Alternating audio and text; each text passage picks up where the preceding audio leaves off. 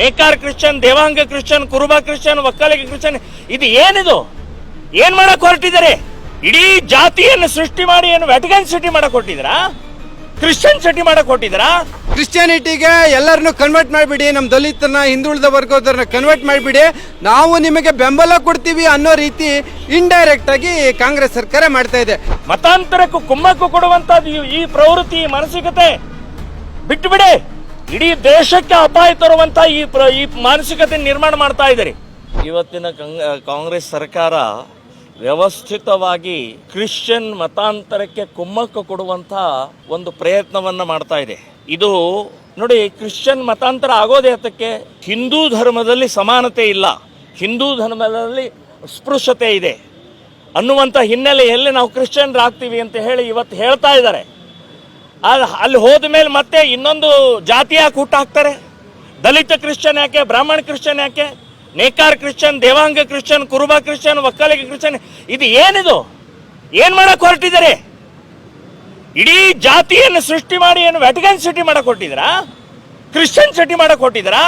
ಮತಾಂತರಕ್ಕೂ ಕುಮ್ಮಕ್ಕು ಕೊಡುವಂತದ್ದು ಈ ಪ್ರವೃತ್ತಿ, ಈ ಮಾನಸಿಕತೆ ಬಿಟ್ಟು ಬಿಡಿ. ನಾನು ಸನ್ಮಾನ್ಯ ಮುಖ್ಯಮಂತ್ರಿ ಕೇಳ್ತಾ ಇದ್ದೇನೆ, ಕುರುಬರೆಲ್ಲ ಕ್ರಿಶ್ಚಿಯನ್ರಾದರೆ ನೀವು ಓಟ್ ಹಾಕೋರು ಇರುವುದಿಲ್ಲ, ಓಟ್ ಹಾಕೋರು ಇರುವುದಿಲ್ಲ. ಕುರುಬರೆಲ್ಲ ಕ್ರಿಶ್ಚಿಯನ್ರಾದ್ರೆ ನೀವು ಮನೆಗೆ ಹೋಗ್ಬೇಕಾಗತ್ತೆ ಅಥವಾ ನೀವು ಕ್ರಿಶ್ಚಿಯನ್ ಆಗಬೇಕಾಗತ್ತೆ.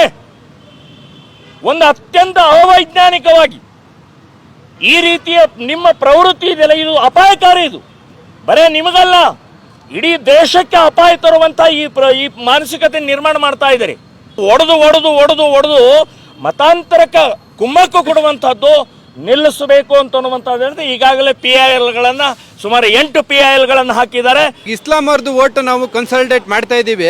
ಈಗ ಕ್ರಿಶ್ಚಿಯನ್ ಹೆಂಗ್ ಮಾಡೋದು ಮತ್ತೆ ಕ್ರಿಶ್ಚಿಯನ್ಗೆ ಬೇಜಾರಾಗಿ ಬರ್ತಲ್ಲ. ಸೊ ಅವ್ರನ್ನ ಕನ್ಸಲ್ಟೇಟ್ ಮಾಡೋಕ್ಕೆ ಇದೊಂದು ಅಸ್ತ್ರ ಮಾಡ್ತಾ ಇದ್ದಾರೆ.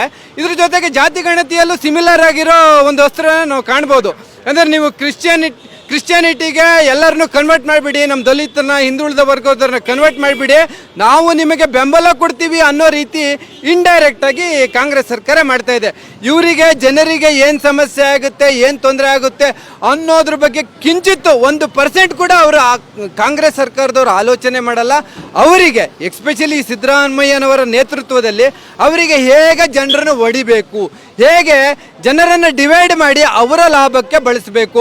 ಈ ಮುಘಲರು ಬ್ರಿಟಿಷರು ಏನೋ ಒಂದು ಲೆಕ್ಕಕ್ಕೆ ಹೊಡೆದು ಏನೇನೋ ಮಾಡೋಗಿದ್ರು, ಇವರು ಅವರಿಗಿಂತ ಡೇಂಜರಸ್ಸು. ಯಾಕಂದರೆ ಅವರು ನಾವು ಹಿಂದೂಗಳು ಅಂತ ಹೇಳ್ಕೊಂಡು, ನನ್ನ ಹೆಸರಲ್ಲಿ ದೇವ್ರ ಹೆಸರು ಇಲ್ವಾ, ನನ್ನ ಹೆಸರಲ್ಲಿ 2 ದೇವ್ರ ಹೆಸರಿದೆ ಅಂತ ಹೇಳ್ಕೊಂಡು ಹಿಂದೂಗಳನ್ನು ಹೊಡೆದು ಮುಸಲ್ಮಾನರಿಗೆ ಮತ್ತು ಮತಾಂತರಿಗಳಿಗೆ ಸಹಾಯ ಮಾಡೋ ರೀತಿ ಎಲ್ಲ ಷಡ್ಯಂತ್ರಗಳನ್ನು ಮಾಡ್ತಾ ಇದ್ದಾರೆ, ಸತತವಾಗಿ ಮಾಡ್ತಾ ಇದ್ದಾರೆ.